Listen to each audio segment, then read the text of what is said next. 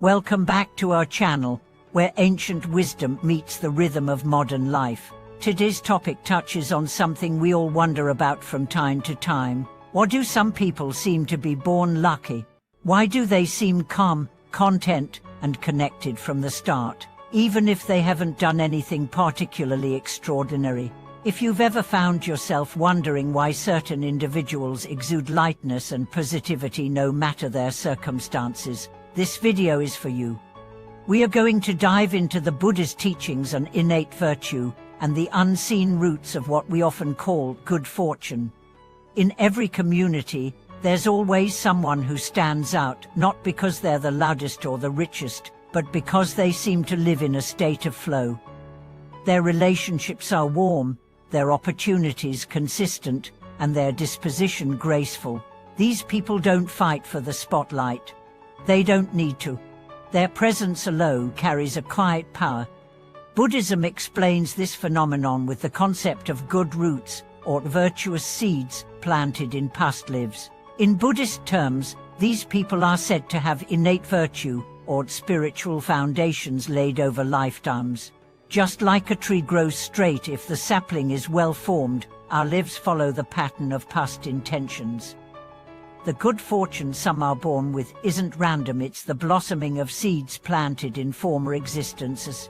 You might notice these traits in people who are gentle by nature, patient with others, and self-reflective even without formal education or spiritual training. They seem to know, instinctively, how to act with compassion. They don't need to be taught to be kind. They already are. These are the people Buddha described in the scriptures, those who are naturally drawn to the Dharma, who resonate with spiritual teachings without being convinced or persuaded. When they hear a teaching about generosity, their heart says yes. When they encounter the idea of compassion, it feels familiar. They're not being converted. They're simply remembering. There's a story of a young man who grew up in poverty but was known for his extraordinary sense of responsibility and kindness. He worked hard not to impress anyone, but simply because it felt right. He would offer the little he had to help others. When someone once asked how he learned to be so selfless, he shrugged and said, "It just feels natural." Later in life, he encountered Buddhist teachings for the first time and instantly connected. A teacher who observed him said, "He has great roots planted long ago, now rising again." This is the essence of what Buddha meant. Virtue is not an accident. Good fortune is not luck. And this is not to say that if you weren't born this way, you're excluded. In fact, the beauty of Dharma is that virtue can always be cultivated. Just as a field left untended can be revived with care, anyone can begin to grow their good roots starting now. We often think of good fortune in terms of money or career success. But in Buddhism, true fortune is measured differently. It's seen in the ability to find peace, to understand truth, to respond to suffering with compassion, and to live with integrity. From this deeper perspective, a person who remains kind in the face of adversity is more fortunate than someone who inherits a fortune but lives in fear and greed. And how do we recognize these inner blessings? First, people with deep virtue are drawn to spiritual truths. Even if they haven't studied Dharma formally, their choices align with it.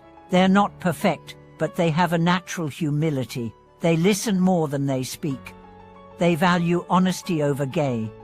They seek understanding more than being right. Second, they respond to suffering with tenderness.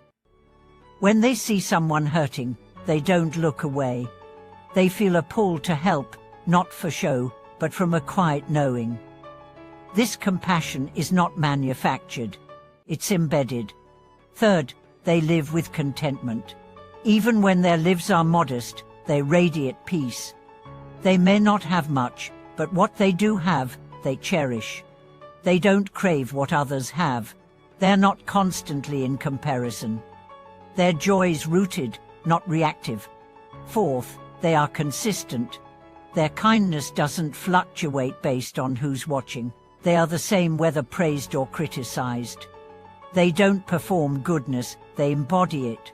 Finally, they reflect. When conflict arises, they look inward before pointing outward. They seek to grow, not to blame. This ability to pause, to assess one's own mind and motives, is a profound sign of spiritual maturity. But again, this isn't about being born special. It's about becoming sincere. Every one of us carries seeds of goodness. The question is, do we water them? And how do we begin? The path is simple, but not easy. Speak truthfully, even when lying would be easier. Help without expecting recognition. Apologize when you're wrong. Listen without needing to advise. Offer your time, your patience, your attention. These acts, though small, are how the roots of virtue deepen. They don't bloom overnight, but they do bloom. There's a powerful saying, you don't rise to the level of your goals, you fall to the level of your habits.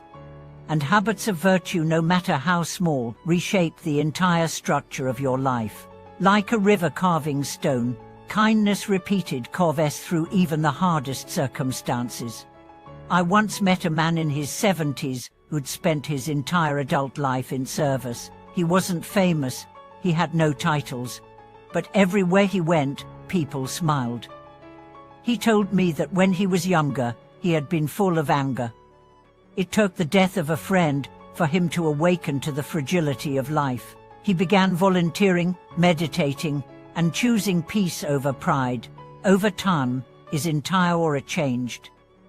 He said, I didn't change because I wanted to be virtuous. I changed because I wanted peace. And peace, in the end, is the highest virtue. Even science supports this. Studies show that compassion rewires the brain, creating resilience, optimism, and connection. People who practice daily kindness report higher life satisfaction, lower stress, and better health. So what we called virtue isn't just spiritual, it's biological. But still, virtue is often invisible. The world doesn't always reward it immediately. Sometimes, those who live gently are overlooked or misunderstood, but don't let that fool you. Virtue is not about recognition, it's about vibration. And vibrations attract like energy. A gentle heart eventually finds gentle company. The truthful life eventually attracts honest blessings.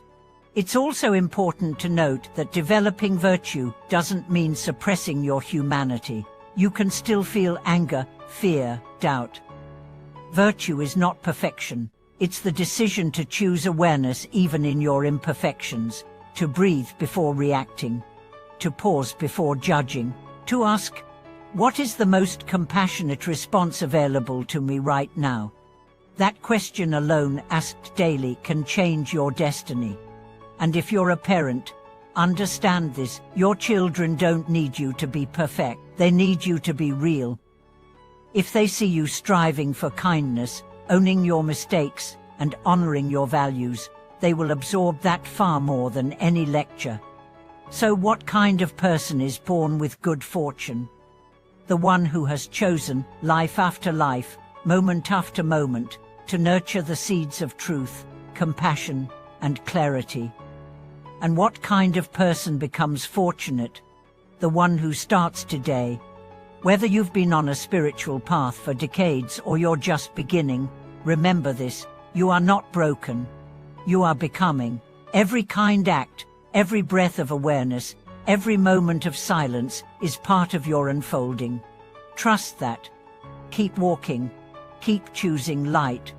Thank you so much for watching this video. I hope these reflections brought you peace, insight, and encouragement. If you have stories about how virtue has shaped your life or the lives of people you admire, please share them in the comments. Don't forget to like, subscribe, and help us grow this space of shared wisdom and kindness.